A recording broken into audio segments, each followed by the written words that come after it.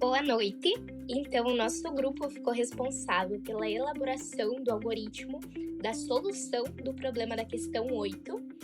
As integrantes do grupo são eu, Amanda, a Tanise e a Sabrina. Agora nós vamos explicar cada etapa desse algoritmo e como nós chegamos nessa solução. Aqui nós vamos mostrar como ficou o código completo. Em seguida, nós vamos mostrar o passo a passo.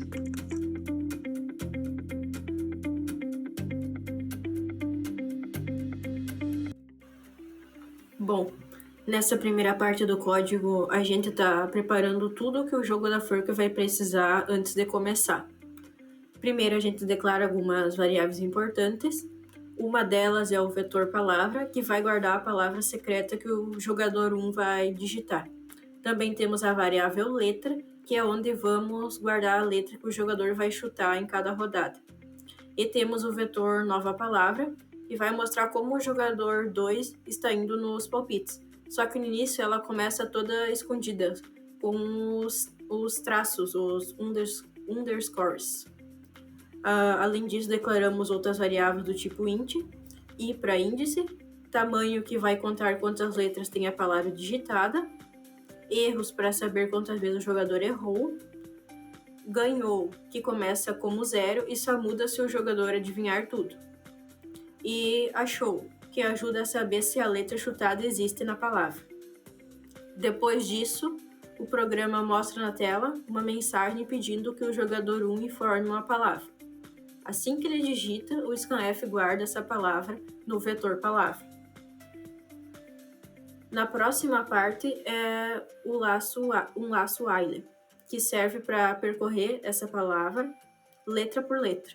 Enquanto não chegar no fim da string, que se é indicado pelo caractere especial _0 com aspas simples, o programa vai contando as letras, aumentando a variável tamanho e ao mesmo tempo preenchendo a nova palavra com o caractere underscores, que é os tracinhos, que representa uma palavra ainda não adivinhada. Ou seja, se a palavra for banana, o vetor nova palavra vai guardar 6 underscores. Isso serve para esconder a palavra e ir mostrando aos poucos as letras corretas durante o jogo.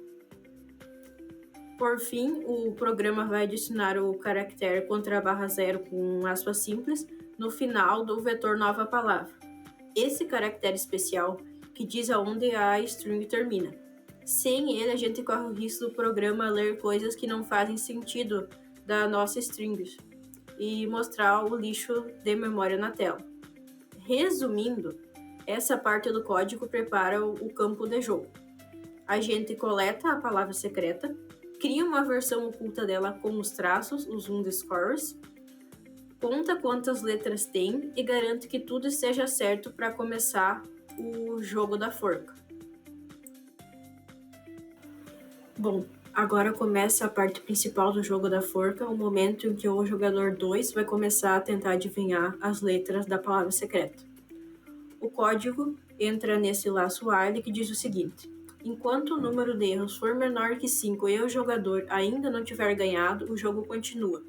Essa verificação é feita usando o operador ilógico, ou seja, as duas condições precisam ser verdadeiras ao mesmo tempo para que o jogo continue.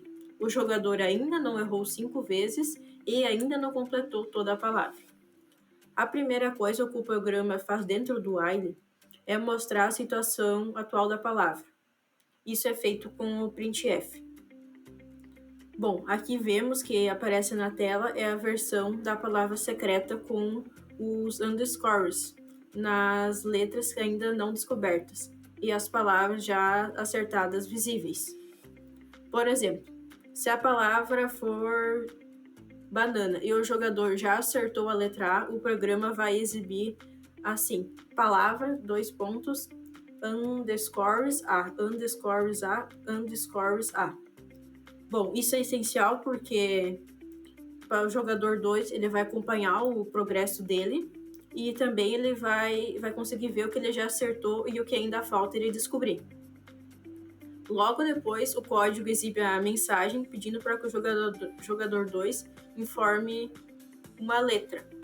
Podemos reparar que o scanf está com um espaço antes do %C. Bom, isso é um truque importante para garantir que o programa não leia o Enter que ficou na memória, o que evita falhas na leitura da letra. Depois disso, temos a linha achou igual a 0. Essa variável achou serve como um sinalizador. Sempre que o jogador digitar uma letra, a gente começa assumindo que ela não foi encontrada. Se o programa achar essa letra dentro da palavra achou, vai ser atualizado mais tarde. Mas se a letra realmente não existir no achou, continua valendo 0 e o jogador leva um erro. Resumindo, esse trecho prepara o início de cada rodada. Mostra como está a palavra, lê a palavra do chute e inicializa a lógica para verificar se o chute foi certo ou errado. Bom, então dando continuidade ao algoritmo, relembrando que na parte anterior, a Tanise deu uma breve explicada sobre a variável achou, que a gente inicialmente atribuiu 0 a ela, e ela vai ser reiniciada a cada vez que passar pelo while. Então, após isso, a gente criou aqui uma estrutura de repetição usando o for.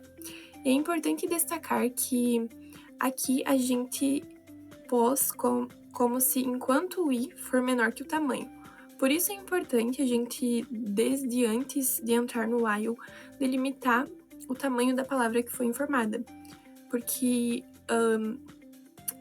o vetor que a gente criou, ele tem capacidade de até 20 caracteres, mas não necessariamente o jogador 1 vai informar uma palavra que tenha 20 caracteres.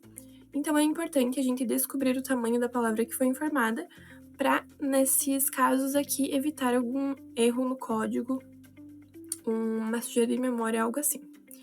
Então, dentro da estrutura de repetição, a gente colocou uma estrutura condicional simples, que é o if, comparando a letra que o jogador 2 informou com a palavra inicial que foi informada pelo jogador 1.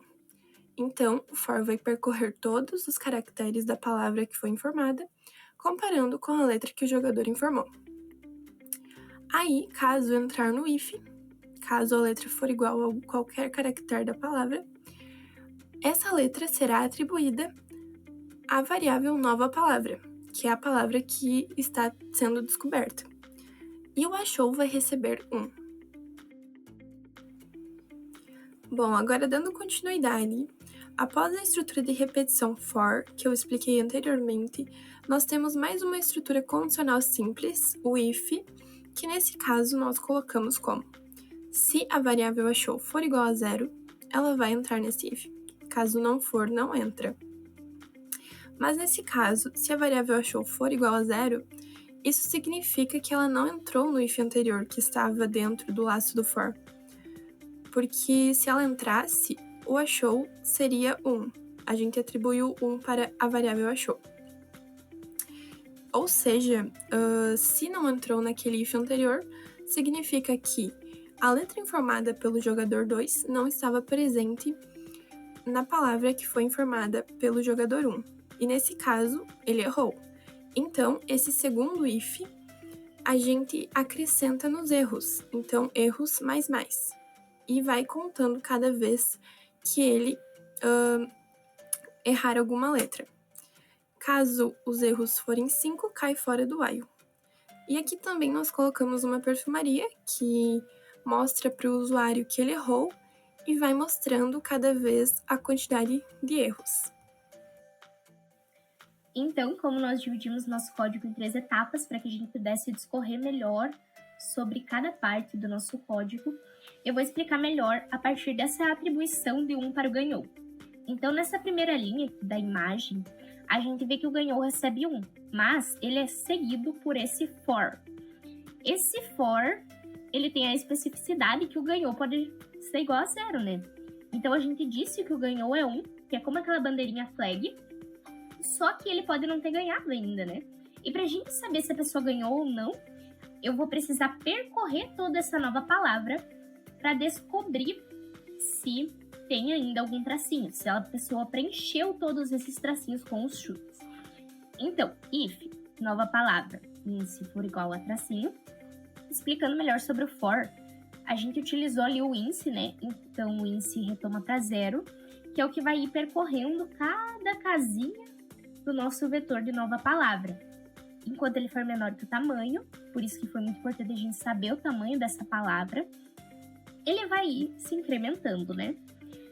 Então, se nessa nova palavra INSE, o que eu estou agora for igual a tracinho, se eu encontrar um tracinho, quer dizer que eu não ganhei, né? Então, o ganhou vai retomar a 0, e esse break a gente utilizou mais para uma otimização, porque se a gente encontrar um tracinho, a gente já sabe que não ganhou. Então, a gente já sai desse for. Esse break é para tirar automaticamente desse for, para que ela não tenha que olhar toda a palavra, mesmo já tendo encontrado um tracinho. Aqui, então, nós saímos desse while grandão, do while principal, e a gente vai descobrir, depois dessas tentativas, se a pessoa ganhou ou não, se o jogador ganhou ou não. E para isso, a gente utilizou, então, o ganhou, que é como a flag, é como uma bandeirinha. Se o ganhou for igual a 1, vai printar, você ganhou. Então, if ganhou for igual a 1, printf, que é a função para mostrar, né? Você acertou.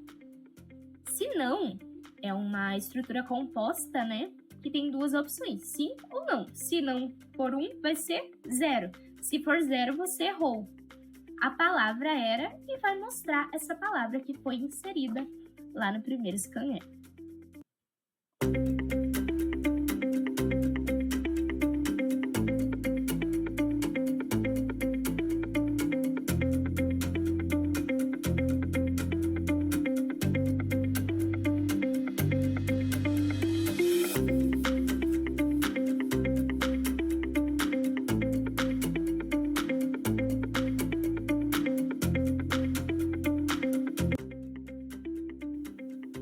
Então, esse foi nosso trabalho e ficamos muito felizes em conseguir chegar a esse algoritmo final e ter solucionado o nosso problema inicial.